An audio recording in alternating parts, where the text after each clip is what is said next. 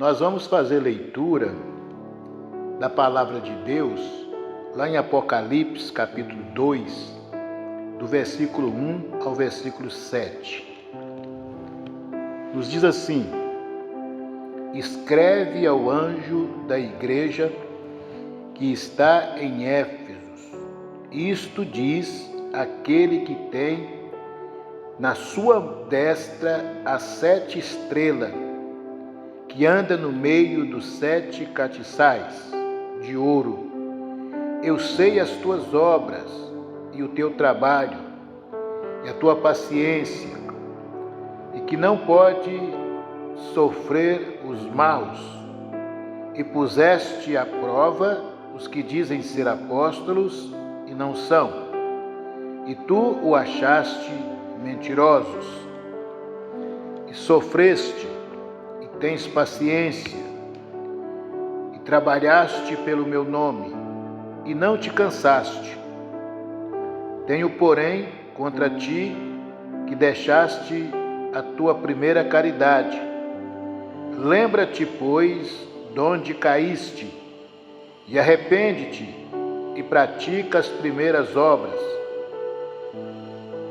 Quanto não breve a ti virei, e tirarei do seu lugar o teu castiçal, se não te arrependeres. Tens, porém, isto, que aborreces as obras dos nicolaítas, as quais eu também aborreço. Quem tem ouvido, ouça o que o Espírito diz às igrejas. Ao que vencer, dar-te-ei a comer da árvore da vida, que está no meio do paraíso de Deus. Amém. Amados, o tema da nossa palavra é sobre Jesus Cristo e a sua igreja. Este é o tema da nossa ministração. Efésios era a capital de uma das províncias romanas. Era a cidade da deusa Diana, cujo templo era uma das 7 maravilhas do mundo. Diana era a deusa dos Efésios. E essa carta, que é dirigida à igreja de Éfeso, ela nos traz algo muito importante que carece da nossa reflexão. Carta à igreja de Éfeso. Esta igreja, ela tinha algumas características. Nós vamos encontrar aqui na leitura 8 características desta igreja. Primeiro, eram suas obras. Ela era caracterizada por obras, por trabalho, por perseverança. Não suportava homens maus.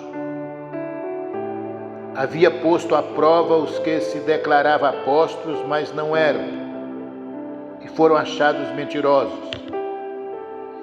Suportava provas por amor do nome de Jesus, e eles não desanimavam. Abandonaram o seu primeiro amor. Obras quanto às obras dos nicolaítas.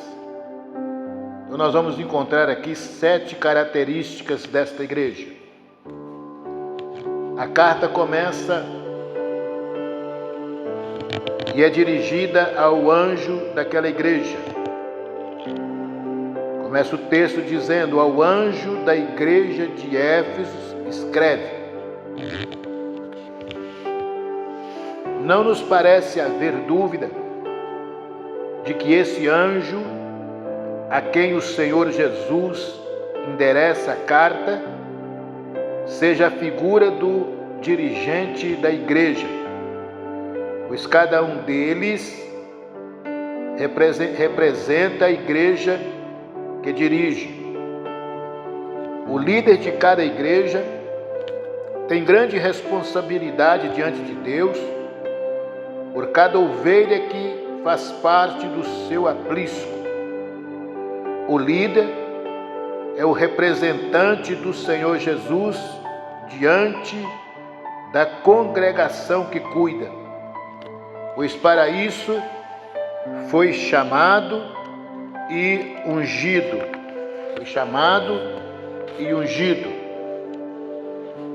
E a congregação, por sua vez, também representa Deus para ele. O carinho que o pastor tem para com as suas ovelhas é o mesmo que ele tem para com o seu Senhor. E o carinho que o povo tem para com o seu pastor também tem para com Deus.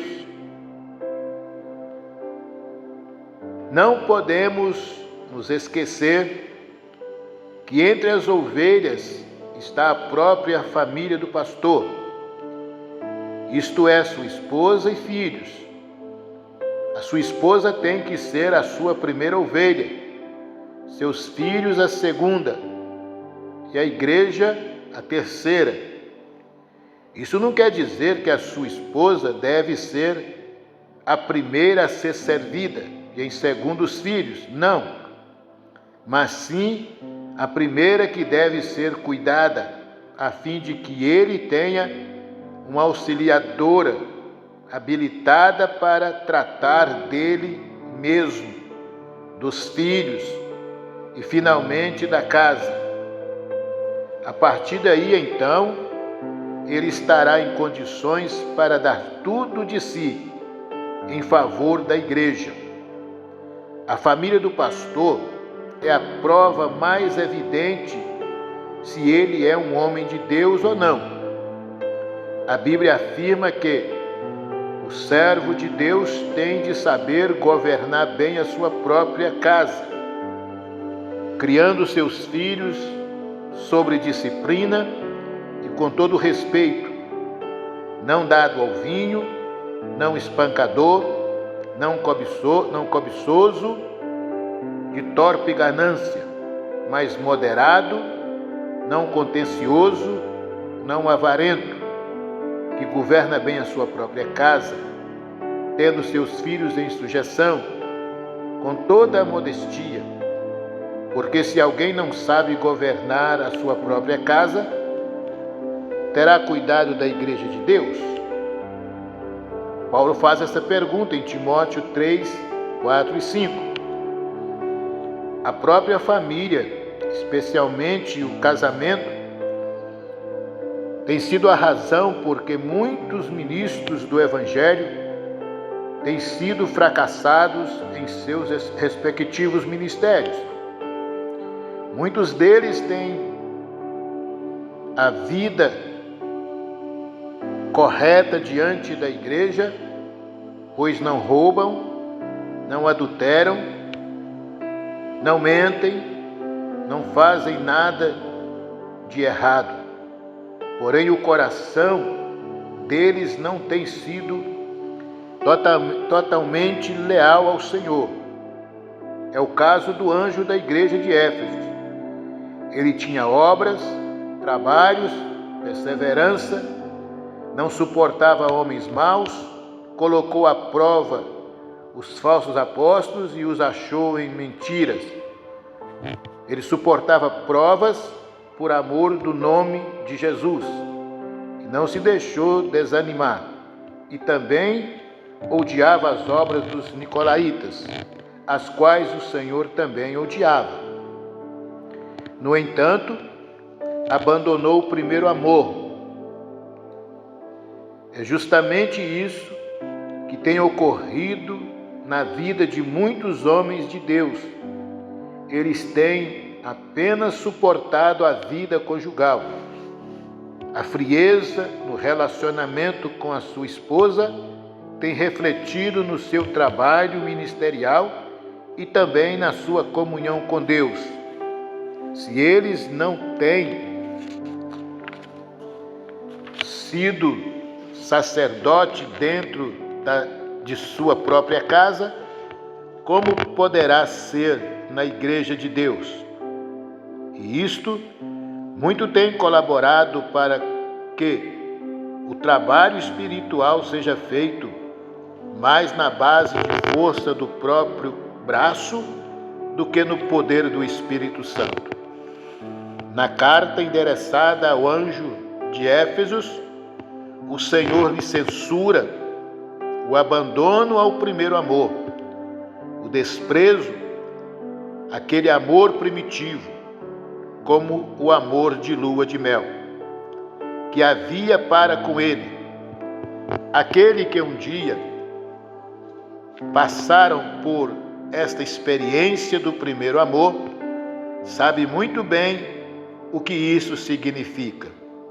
No primeiro amor, tudo é novidade, é lindo, é maravilhoso, não há defeito, censuras ou críticas.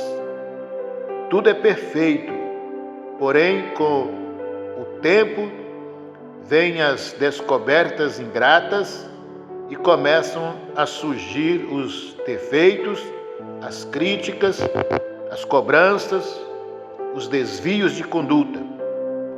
O jeito então é arrepender-se e voltar ao primeiro amor e praticar as primeiras obras, alimentando este amor como o próprio corpo, porque dele vai depender a fé salvadora. Aquele que um dia experimentara o novo nascimento pela água da palavra de Deus e pelo Espírito Santo, podem lembrar-se com prazer da chama viva do amor de Deus dentro do seu coração, extravasando-se, pois, todo o seu ser, estendendo-se por onde quer que passe. Havia por parte dessas pessoas um esforço quase que incomum e sobrenatural, no sentido de querer fazer os outros experimentarem o mesmo gozo do Espírito Santo. As ofertas missionárias eram melhores e dadas com muito mais alegria. Os dízimos refletiam fidelidade e não obrigação.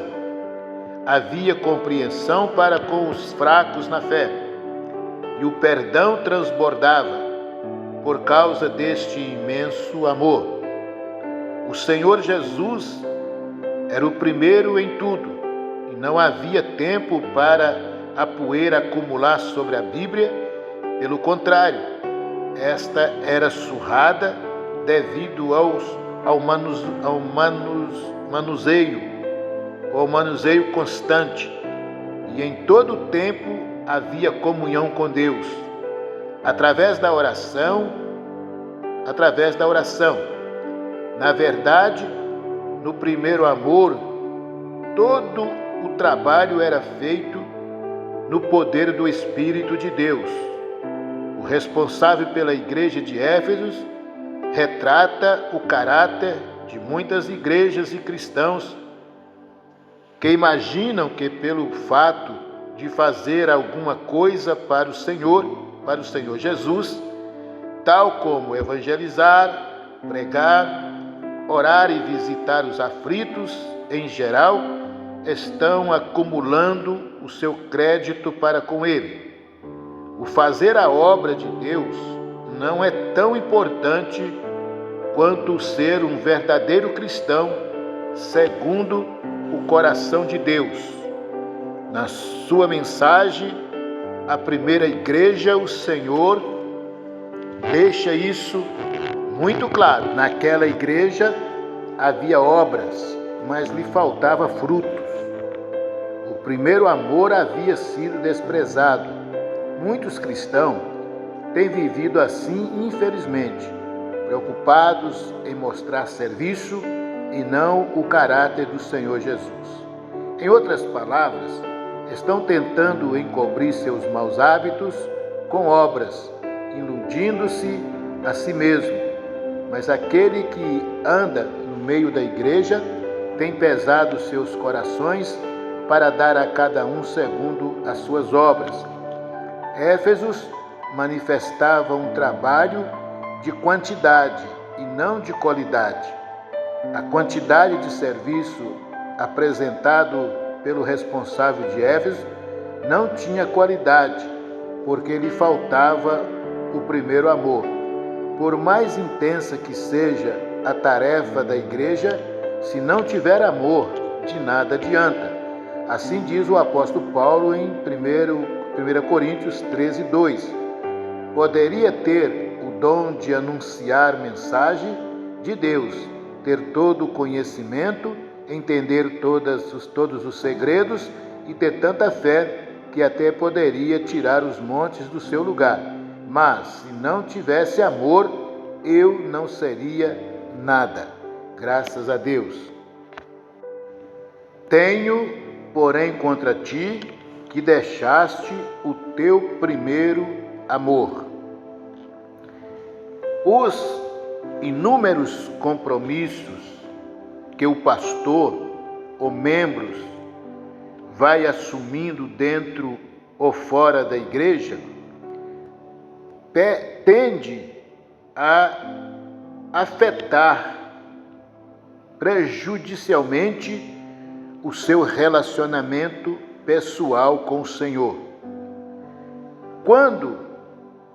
Quanto maior e mais complexa é a atividade de administração, ainda que seja a própria vida, menor será o tempo de comunhão íntima com o Senhor Jesus.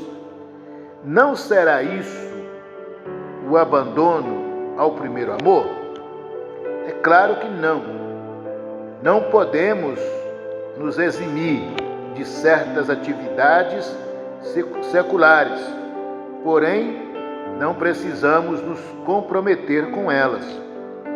Necessariamente, o Espírito Santo está aí para nos orientar em como devemos separar um tempo para Ele. Quanto tempo diário há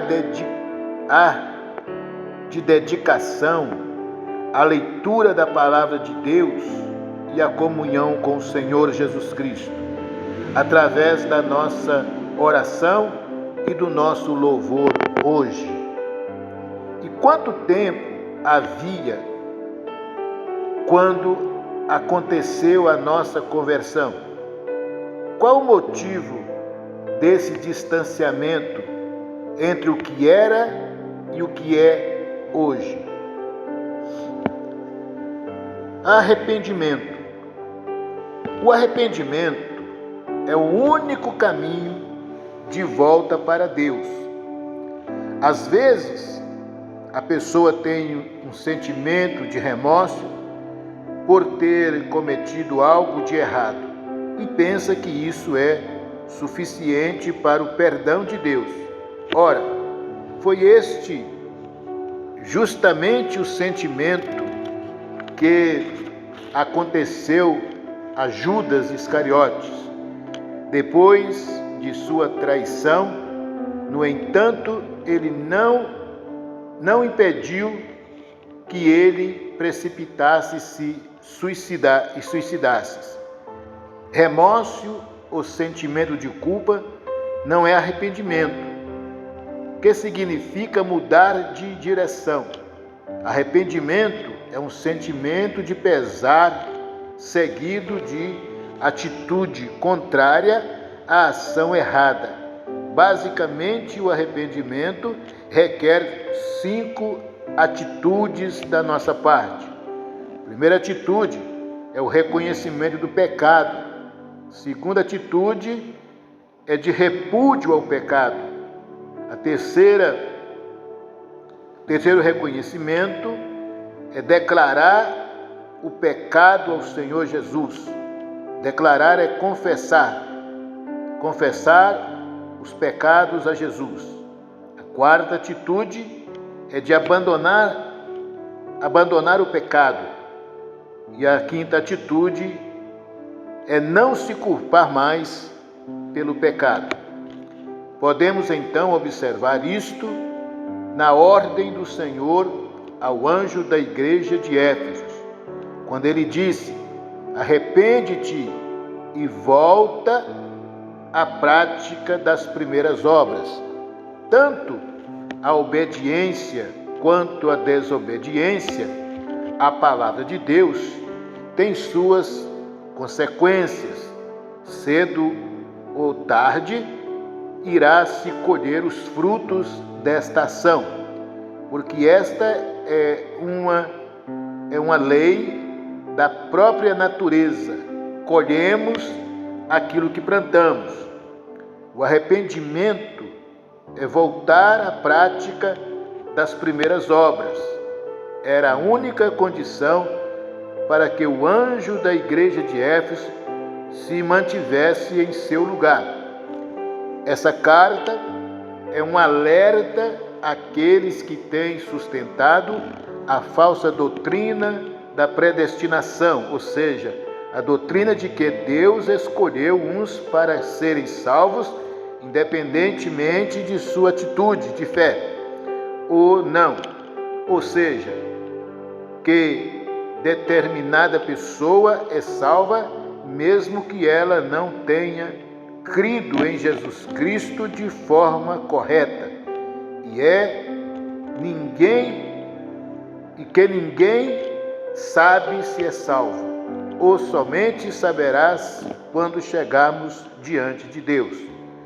O anjo de Éfeso começou muito bem, pois estava alicerçado no primeiro amor, mas com o passar do tempo abandonou este primeiro amor, e caso ele não se arrependesse, o que poderia acontecer? Perderia a sua igreja, ou seja, será desligado do corpo de Cristo, e uma vez cortado da videira verdadeira, secará-se. Assim diz a palavra.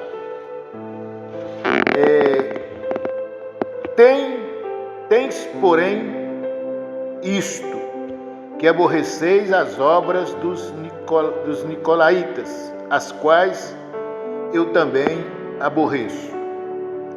Os nicolaítas,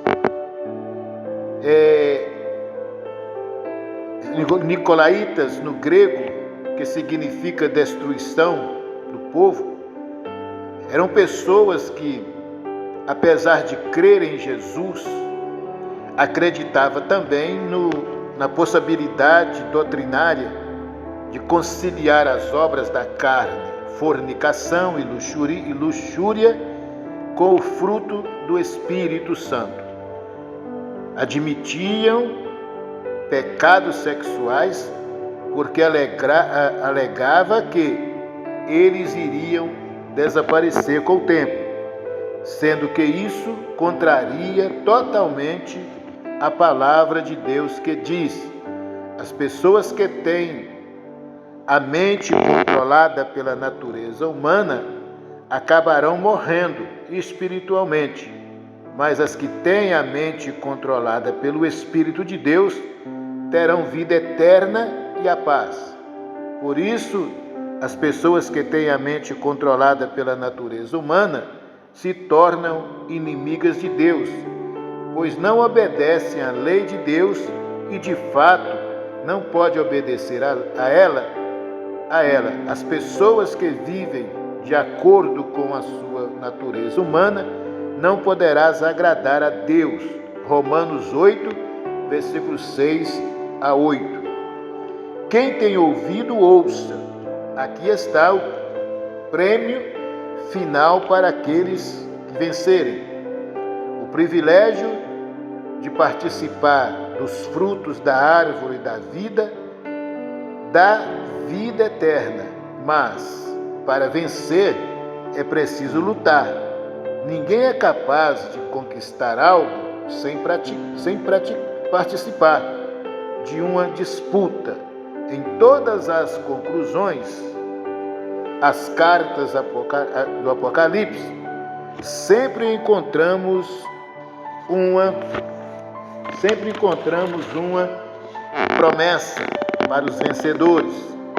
É muito importante saber que o Senhor Jesus é quem está mostrando as condições para se comer da árvore da vida. O prêmio é se alimentar da árvore da vida, mas a condição é vencer. É o que vencer. O Espírito Santo, através do apóstolo Paulo, já havia exaltado os cristãos de Éfeso a respeito das lutas que teriam de enfrentar, a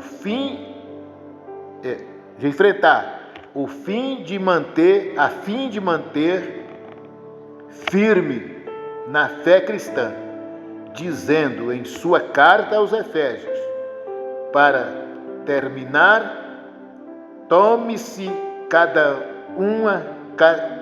cada vez mais forte, vivendo unidos com o Senhor e recebendo a força do seu grande poder. Vista-se com toda a armadura que Deus dá a vocês para ficarem firmes contra as armadilhas do diabo. Pois nós não estamos lutando contra seres humanos, mas contra as forças espirituais do mal, que vivem nas alturas, isso é, os governos, as autoridades e os poderes que dominam completamente este mundo de escuridão. Efésios 6, 10, 12. E continua dizendo: por isso pegue agora a armadura que Deus lhes dá, assim quando chegar o dia de enfrentar as forças do mal, vocês poderão resistir aos ataques do inimigo, e depois de lutar até o fim, vocês continuarão firmes sem recuar. Efésios 6:13. Aprendemos nestes versículos que cada cristão participa de uma verdadeira batalha espiritual, pois por 2 vezes o Espírito Santo nos exorta a tomar toda a armadura de Deus, a qual a razão de tomarmos toda a armadura de Deus, se já lhes pertencemos. É verdade que os que estão em Cristo Jesus lhe pertencem, porém, para que esta condição seja permanente, temos que nos armar com a armadura de Deus, para que possamos resistir ao diabo. Ora, é justamente isso, a batalha contra o diabo. É o pecado que temos que vencer até a morte. Amados, quando empregava toda a diligência em escrever-vos acerca da nossa comunhão, salvação, foi que me senti obrigado a corresponder-me convosco, exaltando-vos a batalhar diligentemente pela fé, que uma vez por todas foi entregue aos santos. Judas 1:3. E o Senhor Jesus disse em Mateus 11:12, e desde os dias de João Batista até agora, se faz violência ao reino dos céus, e pela força se apoderar dele. A vida eterna é um prêmio apenas para os vencedores. Cada um tem que lutar a sua própria luta, a luta de fé, e assim conquistar o seu prêmio, a salvação eterna. Um cristão pode ajudar o outro com oração e jejum e exaltações, mas há batalhas pessoais que cada um tem, que ninguém poderá fazer pelo outro. É como comer e dormir. Somente você poderá fazer isso para você mesmo. Assim também é a guerra pela vida. Cada qual tem de vencer por si mesmo. A salvação é pessoal e não coletiva. Não é por fazer parte de uma igreja ou comunidade, mas sim por uma certeza que só o Espírito Santo dá àqueles que receberam a remissão de seus pecados e nasceram de novo, da água e do Espírito. Jesus disse a Nicodemos: quem não nascer de novo não poderás entrar no reino de Deus. Amém. Encerramos esta carta à igreja de Éfeso e aqui podemos desfrutar e tirar proveito para a nossa caminhada hoje aqui na terra, não só como igreja, mas também como cristãos. Vamos orar. Eu creio que avivamento é voltar ao primeiro amor. E o que Deus tem cobrado nos dias de hoje é que nós voltamos ao primeiro amor. Senhor nosso Deus e nosso Pai, em nome de Jesus nós oramos. Nós glorificamos o Teu nome pela Tua palavra. Pedimos ao Senhor que o Teu Espírito Santo nos aviva, traz um avivamento sobre a nossa vida e a nossa igreja, que nós possamos voltar ao primeiro amor, porque eu creio que nunca haverá, meu Deus, avivamento se não voltarmos ao primeiro amor. Então eu te peço em nome de Jesus Cristo, amém. Deus te abençoa, Deus te dê vitória em nome de Jesus Cristo, amém.